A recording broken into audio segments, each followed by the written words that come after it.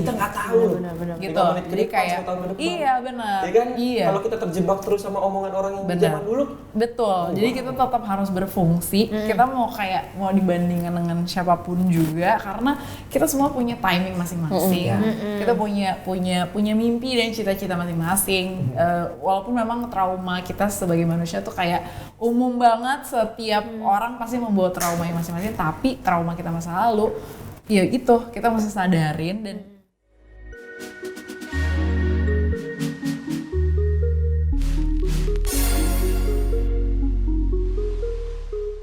iya sih, itu juga jadi salah satu yang menurutku umum banget gitu ketika ngelihat orang sukses, orang lain, dan kayaknya kita tahu gitu dulunya gimana, perjalanannya seperti apa gitu.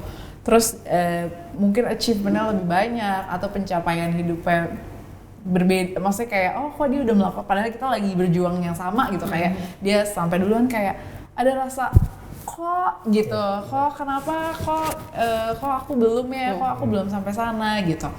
Tapi pernah nggak sih teman-teman ketika mulai muncul kesadaran bahwa ini tuh pasti karena misalnya gini, pernah nggak sih muncul rasa begitu merasakan itu kayak mungkin ini ke-trigger karena dulu sering dibanding-bandingin, dulu suka dikritik misalnya, atau jarang diberikan apresiasi gitu.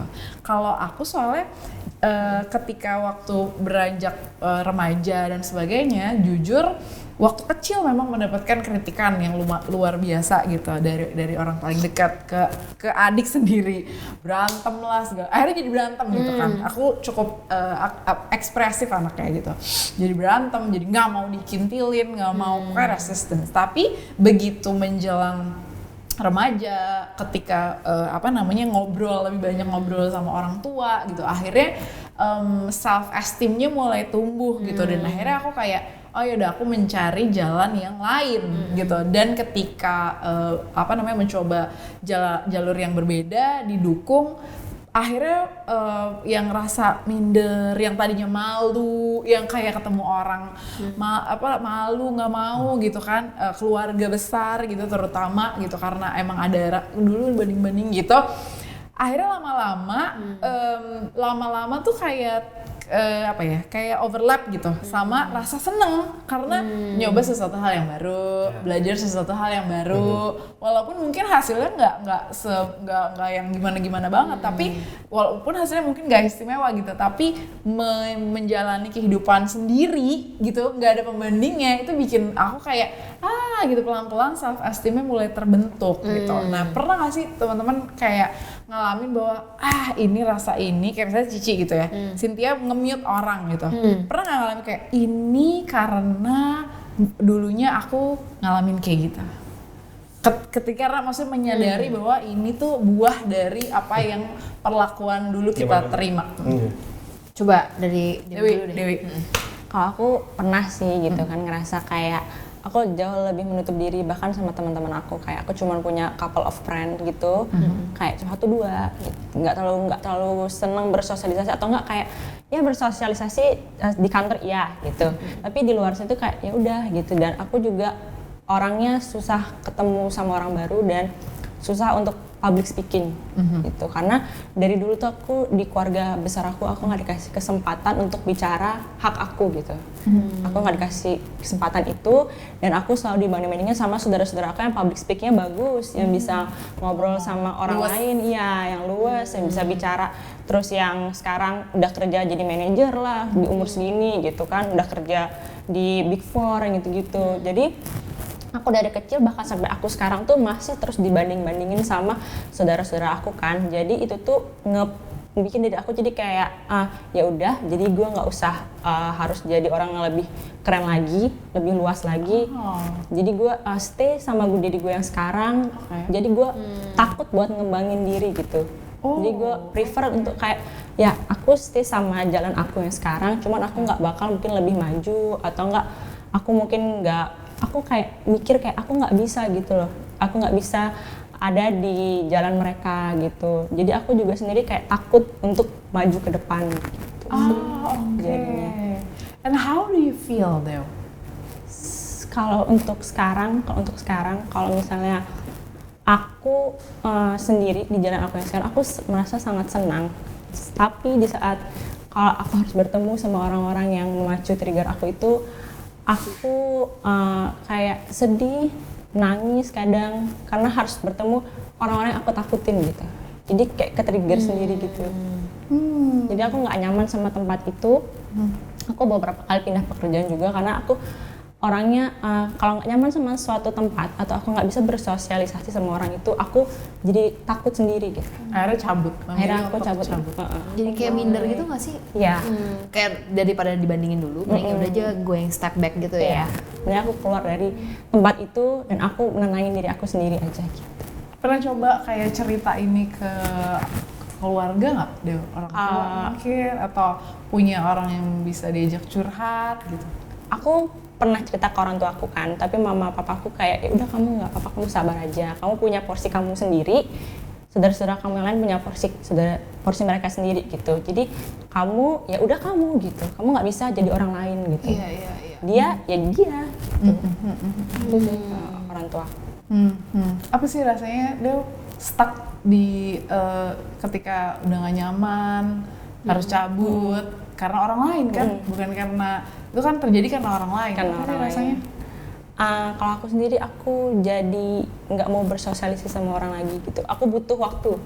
Misalnya aku akan stay di rumah selama 1 bulan, 2 bulan. Bahkan aku pernah mangkrak skripsi aku gitu selama beberapa bulan karena aku ke-trigger sama jadi shutdown gitu ya? Jadi aku shutdown, jadi aku hilang dari sosial media untuk beberapa jangka waktu lumayan panjang dan hilang dari teman-teman aku dalam jangka waktu lumayan panjang juga. Terus gimana kamu akhirnya muncul lagi? Aku diberikan semangat sama adik aku, sama kakak aku, sama pacar aku juga gitu. Jadi aku diberikan semangat sama mereka kayak kamu harus maju gitu, kamu harus keluar dari hal itu karena di luar sana masih banyak orang yang sayang sama kamu, yang ngerti kamu gitu. Kamu jangan mikirin mereka dulu, mungkin kadang kamu akan ke-trigger dengan hal itu, cuman kamu mikirin hal-hal yang bikin kamu bahagia dulu. Iya, ngeganti fokus ya, jadi jangan fokus sama orang yang emang negatif kasih perbandingan terus, tapi kan ada orang-orang yang baik, yang sayang, yang kasih energi positif, ya udah fokusin ke sana aja. Wow, Ternyata ternyata fokusnya ke situ aja sih. Iya. Kalau Rido, pernah nggak Rido? Kayak misalnya pas ke-trigger gitu kayak, ini karena dulu nih nih gue. dan akhirnya kayak, aduh gitu. Tapi itu manusiawi nggak sih? Yes. Kalau menurut kalian? Ya, Manusiawi, iya. sangat. Semua orang pasti akan secara natural membandingkan dirinya. Itu pikiran-pikiran yang muncul ketika mau tidur tuh biasanya. Gitu. Gue kayak gini apakah karena dulu gue sering dibandingin kali ya? Iya. Gitu kan. Cuman gue sekarang gimana ya? Gue orangnya aneh sih, Kak Uci. Emang anehnya tuh gimana? gue tuh nggak peduli gitu orangnya, asli deh. Bagus tapi. Iya, gue nggak ada yang bener-bener sampai ini gara-gara lu dulu nggak bisa sih kayak dia nih. Nggak ada yang bener-bener sampai gue ke-trigger gitu. Nggak ada banget gitu. Cuman, iya kalau satu sisi ketika gue mau tidur gitu ya, gue mikir kayak gitu tuh. Apa gue gini karena gue dulu sering dibandingin kali ya gitu. Tapi pada endingnya gue nggak mencurahkan itu ke kehidupan gue yang akan gue jalani gitu nanti loh. Iya. Gue nggak mau ini berdampak. Iya. Gue nggak mau ini berlarut-larut gitu. Jadi gue sebisa mungkin gue stop pikiran gue sampai situ aja. Iya kan? Karena gue mikir gila kalau gue mikir kayak gini mulu, yang ada gue nggak maju ke depan nih. Yes. Gue mundur nih. Iya. Dan gue akan lebih dibandingkan Yes. sama orang lain lagi gitu. Iya. Iya nggak sih? Jadi gue mikirnya, gue stop aja pikiran gue sampai di sini. Bodo amat kata orang. Udah gue mikirin aja hidup gue ke depan gitu. Bener. Wah, keren banget. Aku ngerasa iya sih gitu. Kayak pengalaman dibanding-bandingin itu yang terjadi ketika kita masih kecil gitu kan. Akhirnya kan kayak ngebentuk satu memori gitu kan yang ada di dalam jiwa kita paling dalam gitu kan. Mungkin Cynthia kecil, Rido kecil, Dewi kecil gitu. Akhirnya ngebentuk jadi berbagai macam trauma-trauma gitu, layer-layernya banyak. Dan salah satu memutus si rantai itu adalah dengan menyadari bahwa ini nggak ada hubungannya sama yang dulu. Yang dulu pernah terjadi nggak akan mengubah apa yang akan aku kerjakan hari ini. Kita nggak tahu. Benar-benar. Gitu. 5 menit ke Jadi depan, kayak 1 tahun ke depan. iya benar. Ya kan? Iya. Kalau kita terjebak terus sama omongan orang yang di Benar. zaman dulu, Betul. Jadi kita tetap harus berfungsi. Kita mau dibandingkan dengan siapapun juga karena kita semua punya timing masing-masing. Kita punya mimpi dan cita-cita masing-masing. Walaupun memang trauma kita sebagai manusia tuh kayak umum banget, setiap orang pasti membawa trauma yang masing-masing, tapi trauma kita masa lalu ya itu kita mesti sadarin dan apa namanya nggak mendefine kita sebagai manusia dewasa saat ini gitu. Maksudnya kita yang sekarang yang penuh dengan kesadaran bahwa ya kita pernah dibanding-bandingkan, tapi orang yang dibanding-bandingkan bukan kita adalah kita gitu. Cynthia adalah Cynthia, Rindo, Dewi, aku maksudnya kayak kita punya misi masing-masing gitu loh. Benar, gitu. benar. Yang itu kayaknya kita mesti ngelatih sih gitu, bahwa kalau udah mulai ke-trigger pikiran-pikiran itu yang munculnya dari masa lalu, ya udah di stop sampai di situ gitu. Kayak self talk jadi penting banget untuk bilang kayak oh iya, saya yang sekarang udah berupaya, saya yang sekarang udah ini, mungkin yang dulu nilainya jelek tapi ada hal lain yang bisa kita lakukan kayak gitu. Iya. Tapi pernah nggak sih lebih banyak ke-trigger juga lewat hidup di sosial media kan, melihat banyak orang. Itu penting banget tuh karena semua orang sekarang mungkin lebih banyak waktunya dihabiskan untuk lihat story orang misalnya kayak gitu. Pernah nggak ke Kalau media sosial, aku dari awal punya media sosial emang udah sangat paham bahwa itu cuma itu adalah platform yang bukan tempatku mengaktualisasi diri gitu. Jadi bukan tempatku untuk sepenuhnya untuk berkarya, hidup, semuanya tuh nggak ada di situ gitu. Cuma aku memang memanfaatkan sosial media sebagai perpanjangan dari apa yang aku lakukan dalam kehidupan nyata. Kayak misalnya apa yang aku kerjain, mungkin orang lagi suka membagikan kehidupan sehari-hari, aku membagikan kayak mungkin sama temen dan sebagainya, hanya sebatas itu. Jadi akun-akun yang aku follow juga aku pilih banget. Terus juga kata-kata, kalimat itu aku memang dari dulu tuh, maksudnya dari dulu sangat aware sama hal kayak gitu. Kalau aku udah gak nyaman, either aku delete, aku block, aku berhenti gitu. Jadi aku ngerasa punya self control yang cukup baik dalam pakai media sosial gitu. Kalau Dewi? Kalau aku sih kan sekarang pekerjaan aku di media sosial. Mau nggak mau ya? Ya, dia cabut dari media sosial, dia kerja di media sosial. Ayo. Saya sekarang kerjanya full timer sebagai sosial media. Tapi untuk sosial media pribadi, aku nggak terlalu memainkan sosial media pribadi aku, dan aku juga dari awal buat sampai sekarang aku tidak pernah membuka gembok Instagram aku. Hanya untuk beberapa orang yang mungkin teman-teman kerjaku, teman-teman sekolah aku yang aku benar-benar dekat, itu baru aku dia boleh masuk ke dalam sosial media aku, karena menurut aku sosial media itu memang bukan safe place kita gitu. Jadi karena itu bukan safe place aku harus memilah orang yang masuk ke area yang menurut aku itu red zone aku gitu. Jadi aku harus memilih beberapa orang, dan aku memakai media sosial juga ya hanya untuk kadang keperluan pekerjaan, dan kadang kalau misalnya aku pengen aja gitu. Sisa sih enggak. Iya. Udah. gua justru aktif juga jarang kayaknya. Gua ngepost jarang. Gua terakhir ngepost di feeds itu tahun 2019. Tapi lu ngeliatin orang lain kan sering. Iya, gue tuh jujur ya, gue kalau ngeliat story itu nggak pernah gue ngeliatin sampai full tau. Nah, makanya jangan deh kalau ada yang ngeliatin terus, siapa tau cuma di skip doang. Tapi kan tetap muncul. Oh, terus saat gitu aja.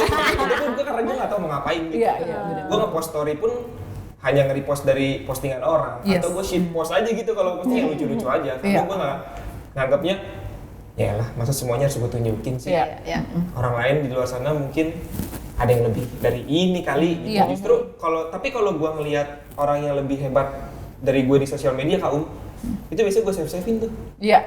Gue kayak suatu saat kayaknya gue akan kayak gini deh. Gue mau kayak gini Itu sebagai pengingat aja kalau gue. Iya. Gue akan ada di titik ini suatu saat. Mungkin ya, gue akan ngepost hal yang sama. Mungkin gitu aja. Bagus, jadi nggak terlalu kepo ya sama hidup orang lain. Ya cuma lihat gitu aja. Story aja ya nggak pernah kan. gue liatin sampai full. Ini apa nih? Gitu aja. Yang penting, ya udah oke. Iya. Betul. Pas Cynthia? Kalau aku aware-nya karena ya yang orang taruh di Instagram tuh highlight kehidupan mereka. Jadi pasti yang bagus-bagus lah. Jadi aku aware banget sama hal itu, sehingga kalau misalnya emang ada, kok hidupnya kayaknya bahagia banget, enggak lah, semua orang juga pasti punya struggle kali gitu. Jadi akhirnya stop membandingkan di situ. Atau kalau misalnya udah terlalu mengganggu, misalnya kayak terlalu hedon, terlalu pamer, yang membuat gue jadi ke-trigger, gue mute itu. Simply di mute, atau mungkin kalau nggak deket-deket banget, ya unfollow aja lah gitu. Dan nggak apa-apa sih, kayak menurut gue nggak usah ngerasa, aduh gak enak gimana gitu. Ya kedamaian kita juga lebih penting lah daripada pikiran orang tentang kita kan. Iya sih. Tapi akhirnya kalau ngobrolin tentang comparison gitu ya, ngebanding-bandingin. Sebenarnya apapun respon kita sama apa yang nyampe ke kita tuh kan kita nggak bisa kita tuh nggak bisa kontrol apa yang nyampe ke kita kan intinya gitu. Yang bisa kita kontrol adalah responnya gitu. Gimana kita mau merespon, bereaksi dan sebagainya. Cuma memang sikap atau kebiasaan membanding-bandingkan itu adalah konsekuensinya panjang banget ternyata gitu, dan efeknya bisa damaging sekali gitu sama beberapa orang-orang tertentu. Dan yang pastinya kita kayak semakin sadar aja gitu bahwa apa yang kita lakukan mau di dunia nyata, sekarang kita ada di dunia maya juga gitu, ternyata bisa men-trigger berbagai macam emosi, keputusan-keputusan orang lain juga gitu. Dan mungkin itu kali ya akhirnya kita terus belajar mengenal diri sendiri supaya kita tahu kita tuh batasannya ada di mana sih, self worth kita tuh apa sih, tujuan kita tuh apa, purpose kita tuh apa gitu, sehingga proses pembandingan aku rasa nggak akan selesai sampai kapanpun. Kita akan terus dibandingin dengan orang lain atau makhluk lain gitu ya, atau di waktu kapanpun dan oleh dengan siapapun. Tapi kayak ya udah terima aja kita hidup dengan itu gitu. Karena kan emang jatuhnya kita tuh berjuang untuk di race-nya kita gitu. Kita nggak lagi compete sama siapapun ya, yang penting kita fokus ke jalan kita aja sampai kita lihat ke belakang, oh ya ternyata gue udah sejauh ini ya, tanpa harus akhirnya gue harus ngalahin nih, karena kita jadinya capek. Kita nggak fokus sama orang-orang yang nggak fokus ke situ, tapi justru kita lebih selektif gitu ya, memilih siapa sih orang-orang yang terdekat sama kita, supporting system gitu, supaya yang ngebanding-bandingin tetap ada, yang support tetap ada. Itu yang aku rasa membuat hidup tuh jadi balance. Stop ngebanding-bandingin, jadi diri kamu aja sendiri.